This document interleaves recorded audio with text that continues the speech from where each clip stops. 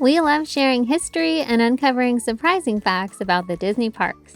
And today we take a closer look at the rides and attractions that opened in Fantasyland at Disneyland on opening day.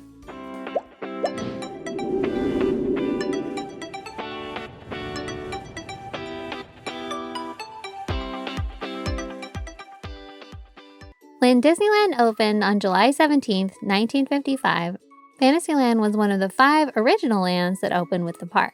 The other 4 were Adventureland, Frontierland, Tomorrowland, and of course, Main Street USA.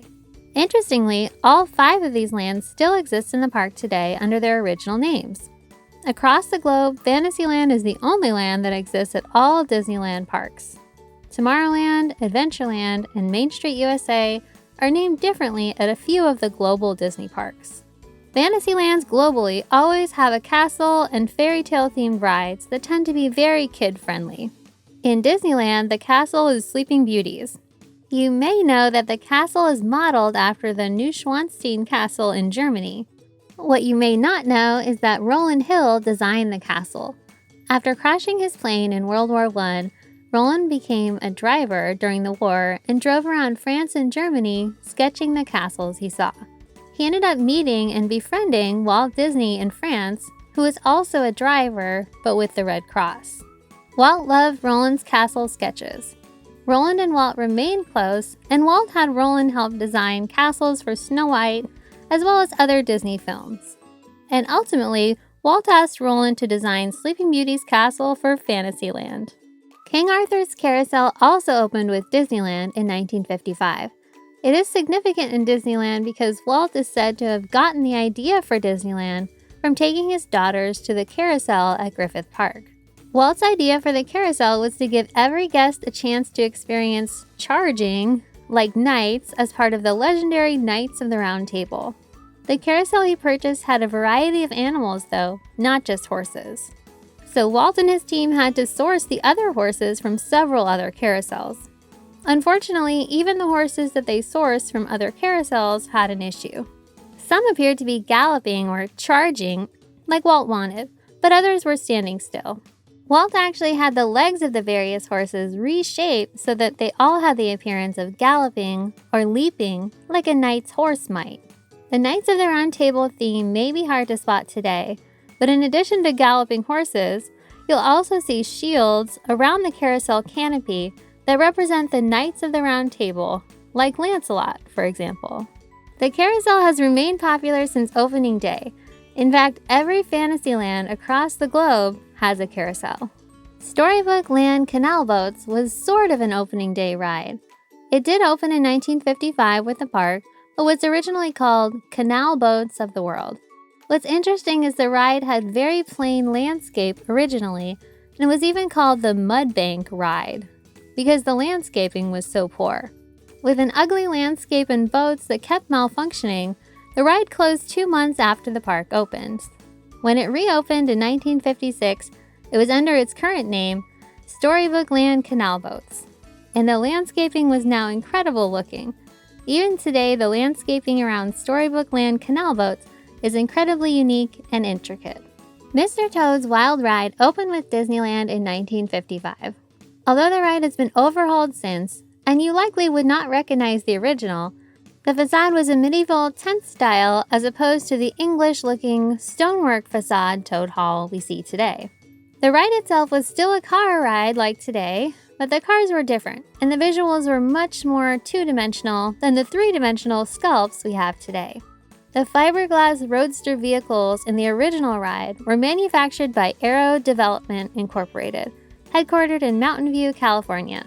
Aero Development played a big part in manufacturing most of the ride systems and vehicles in Fantasyland.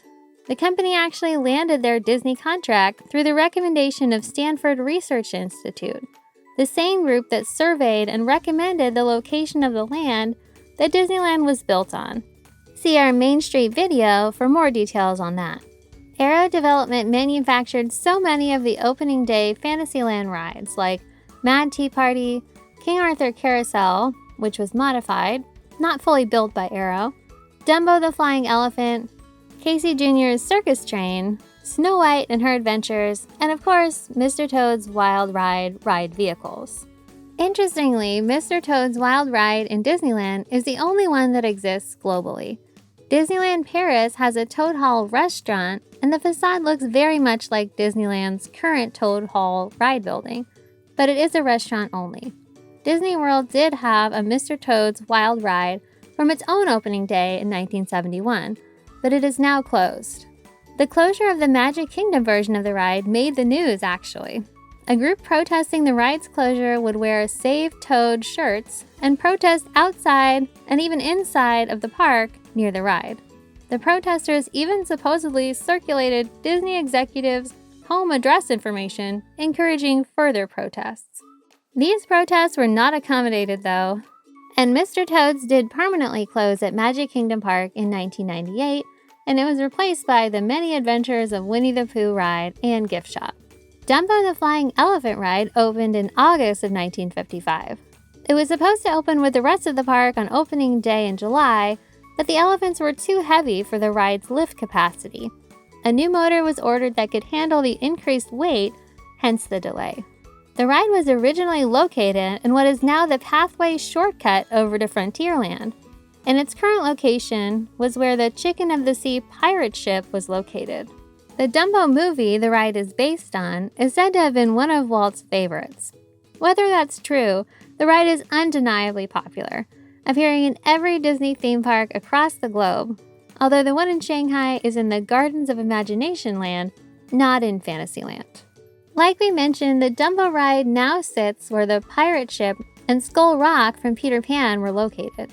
The pirate ship was an opening day restaurant, although it technically was delayed a month or so due to not being fully painted in time for the actual opening day of Disneyland. The ship was named Chicken of the Sea Pirate Ship because it was sponsored by Van Camp Seafood Company, the company that makes Chicken of the Sea branded tuna. The terms of the sponsorship took quite a while to agree upon, and they didn't begin building the ship until about 3 months before opening day.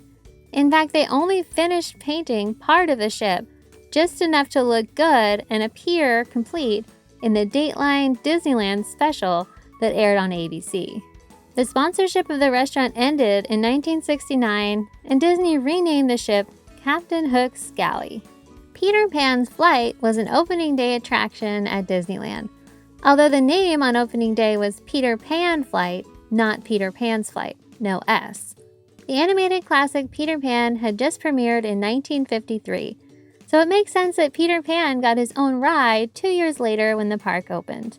The ride exists at almost all parks globally, with the exception of Hong Kong Disney. This ride is still popular in Disneyland today and regularly has a long wait time after so many decades. At least in part, we can thank Disney legend Bill Martin for this beloved ride. Bill Martin was selected by Walt as the art director for Fantasyland. He designed the exteriors for all the Fantasyland rides. He also designed the layouts for the dark rides, including Peter Pan.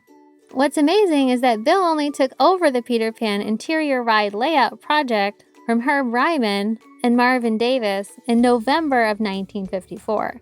He took their ideas and finalized the plan for the ride by May of 1955, having only a few months to complete the ride before opening day in July of 1955. Because of the intense rush and the fact that opening day would be broadcast on television, Bill is said to have slept many nights in his office above City Hall on Main Street.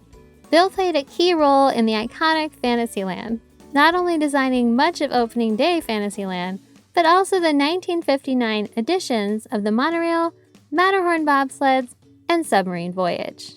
Similarly to Peter Pan Flight, Snow White and Her Adventures opened with Disneyland in 1955.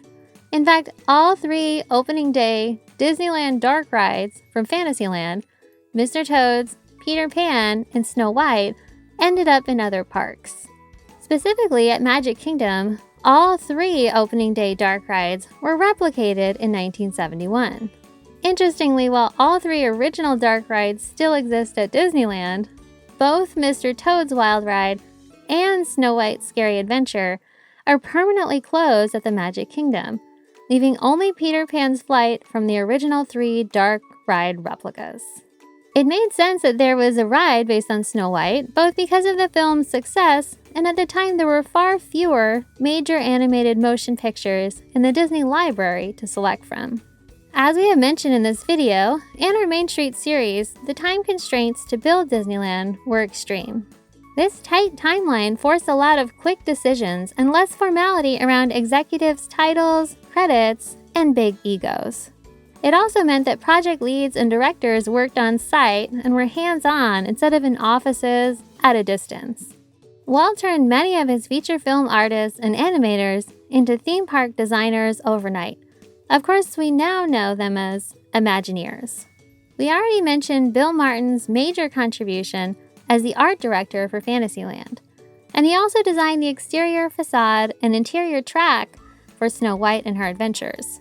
Another major contributor to multiple Fantasyland attractions was Disney legend Ken Anderson. Ken was one of the art directors for the Snow White film, so he would know the story. Not only was Ken an artist, but he also had a background in architecture. He had already built scale models of scenes for the animated film.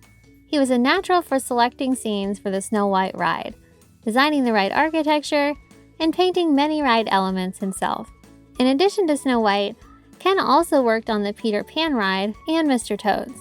He also was one of the original creative designers behind the Haunted Mansion. And you can see some of his spooky style abilities in the original Snow White ride. In fact, the original Snow White and Her Adventures ride was so scary that Disney ended up labeling the ride as scary with a sign and on the park ride tickets. Over the years, the ride went through several iterations, and believe it or not, today's version is the least scary. The Mad Tea Party was an opening day attraction and was also manufactured by Arrow Development, like so many other Fantasyland rides. Walt really enjoyed the Alice's Adventures in Wonderland book by Lewis Carroll, and his first animated live-action films when he moved to California from Missouri were the Alice comedies in the 1920s. Walt considered making an Alice in Wonderland film as early as 1933, even before Snow White, but the project was pushed and ended up being released in 1951. Alice was a contender for having an opening day Disneyland ride, and there were even plans to have a walkthrough attraction next to Snow White and Her Adventures. Ultimately, the idea was cut due to budget constraints, and the less expensive Mad Tea Party ride fulfilled the Alice element. The area next to the Snow White ride became the Fantasyland Theater, which aired various Disney cartoons. Initially, the Mad Tea Party was located right behind the Carrousel and was plainly decorated. It actually didn't move to its current location until 1983, when all of Fantasyland went through a major makeover. The final opening day attraction that we will mention in this video is Casey Jr.'s Circus Train. The classic Disneyland ride did open on July 17th with Disneyland, but closed the very next day due to requiring more testing. It did reopen a few weeks later though, and as we know, it is still in the park today. The only other park across the globe that has this attraction is Disneyland Paris. However, there, it is a little kid's roller coaster style train ride versus the slow train ride we know at Disneyland. Like most Fantasyland opening day rides, it was manufactured by Arrow Development. In researching the opening day attractions for this video, we found that almost all of the rides developed by Arrow Development used the initial ride guests as a way of doing final ride testing. In essence, the Disneyland guests were the ride test dummies those first few weeks the park was open. Not something that would be allowed today, but interesting to learn. And it explains why so many attractions open with the park and then close for updates so quickly. We love learning about Disney history. Let us know other interesting facts about these opening day attractions in the comments below, and stay tuned to learn more about Fantasyland in future videos. Thanks so much for watching! If you like this video, make sure to subscribe for more.